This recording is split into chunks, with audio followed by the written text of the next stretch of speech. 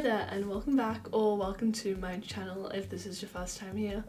My name is Amy and I have an unhealthy obsession with Formula 1. In today's video, for the first time in a while, it's a race recap. Okay, so it has been a hot minute since I've done a race recap, just due to the inevitable force of nature that is Max Verstappen making every race weekend essentially the same.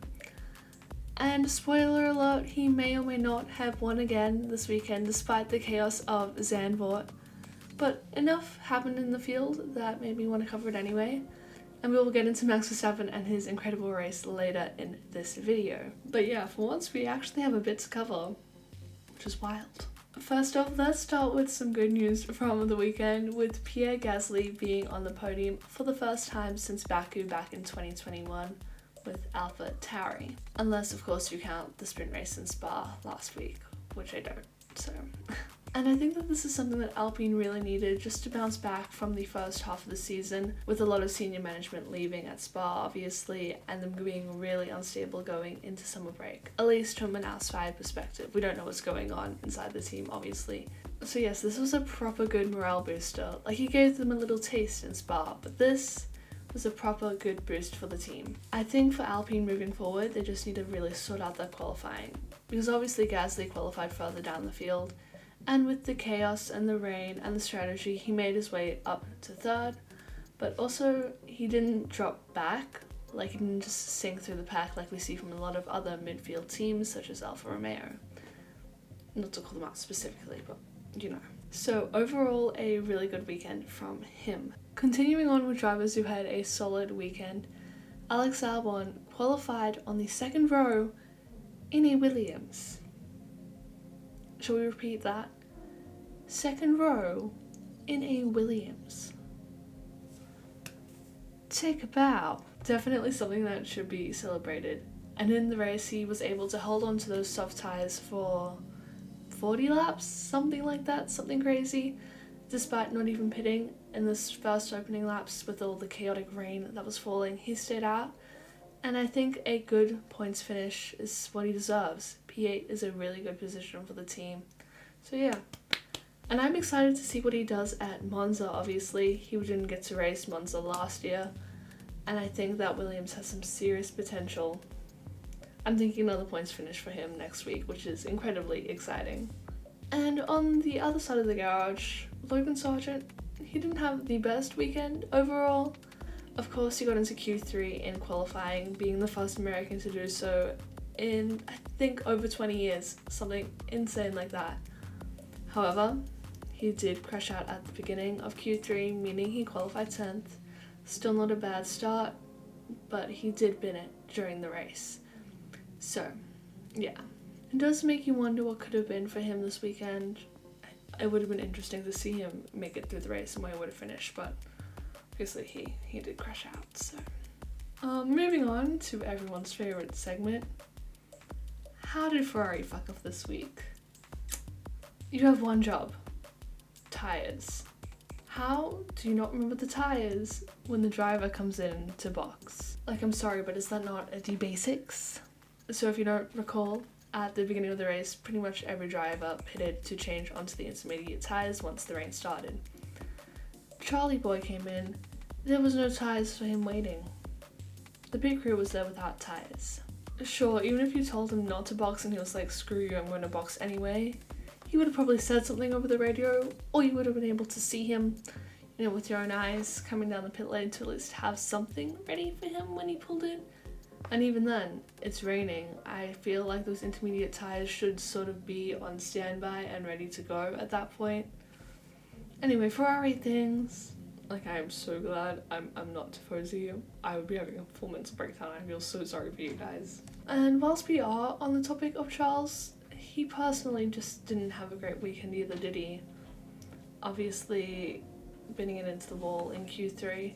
It's not a great way to qualify, but then in the race he ran wide into the gravel through like no one else's fault but his own, pretty much, damaging the underfloor of his car and taking a bit of his front wing off.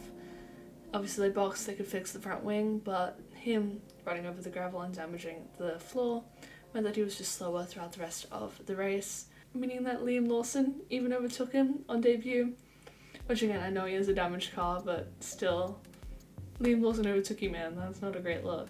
Resulting in him and Ferrari just retiring the car a few laps later. Fair enough. Hopefully, for the Tifosi, next weekend in Monza goes better for them, because if they have a home race like that, good luck. And now seems like as good a time as any to talk about Daniel Ricciardo. Now this is my usual I love Daniel Ricciardo rant, although I do. He unfortunately broke his wrist in free practice 2 on the weekend. Basically, he was driving along, he goes into turn 3, he sees an Oscar Piastri facing the wrong way towards the wall, and he was like, I either hit Oscar or I hit the wall myself. Him being reasonable, he hits the wall himself, and he doesn't have time to take his hands off the wheel properly, resulting in broken. He has had surgery and he's doing well according to the AlphaTauri team, so hopefully we'll see him back in the car at Singapore at the earliest. Right, Singapore's the earliest we're seeing him in the car. In the meantime, we have Liam Lawson. Now I have said it before, Liam Lawson is my prediction for that AlphaTauri seat next year, and he is one of the junior drivers that I have so much time for. I love it. And he did so well this weekend. To come in, he only had one practice session, which was, of course, wet, so he was practicing on intermediate tyres the whole time. He qualified on intermediate tyres in not so great conditions. His first time on the slick tyres was in the actual race, and then to come through that absolute chaos where other more experienced drivers were falling off, going off the track, hitting walls, hitting each other. He had such a clean race, and I'm so proud of him. He did really, really well.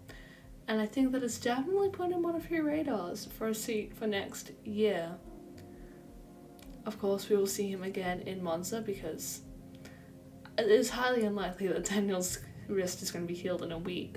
I don't even think Singapore is probably pushing it quite a bit, but Daniel will want to get out ASAP because there's another challenger for that AlphaTauri seat in Liam Lawson. Essentially, we now have, how many drivers we have? 4 drivers fighting for 3 Red Bull seats, essentially is the way I'm looking at it. Of course, we have Yuki, Daniel, Liam, and Checo. And one of them is going to have to not get a seat, and you already know my predictions for the seats for next season, so I'm not going to get into it. But yeah, Daniel Ricciardo, he does need to get back ASAP, but I am also extremely happy that Liam Lawson is getting to show his skills, because I believe that he is a very talented driver. Continuing on with Red Bull. Max Verstappen. Another win. He has now equaled Sebastian Vettel's record of 9 wins in a row, which is insane. It's insanity. And he did it at his home Grand Prix, which icon behaviour right there. And if he wins in Monza, he will be breaking the Monza curse. So, icon behaviour. And there was obviously a bit of controversy, as always, with Red Bull technically giving Max Verstappen the better strategy, even though he was second driver on the road, which I personally fully understand them doing. I'm just saying you really want your driver to equal and beat the record, that's insane. So it's also his home Grand Prix, and Checo did kind of get the better strategy for the first opening laps. So I get it. I do think Red Bull had pretty much a flawless weekend again, other than them putting Checo onto the wet tyres just before the red flag period.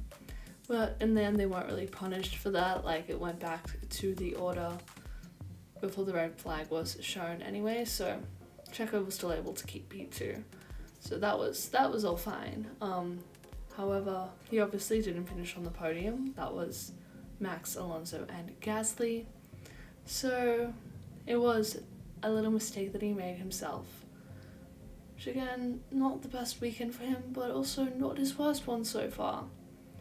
And Helmut Marko did say this weekend that his seat is not 100% guaranteed for next season, which I do think is a bit of a statement of intent.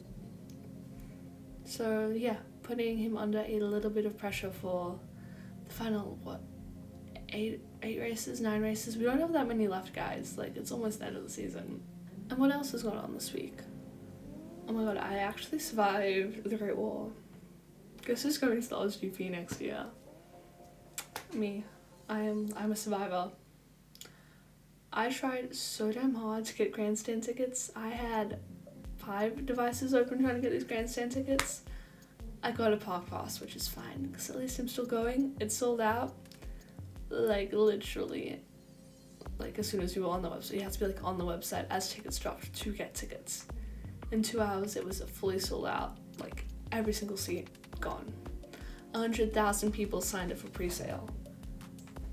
Insane, pure insanity. But anyway, yes, I'm going. Anyway, that brings this video to a wrap.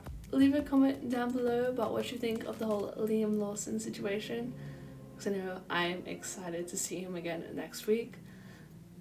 Like the video if you liked it, and press the red button to subscribe for more F1 and motorsport related content.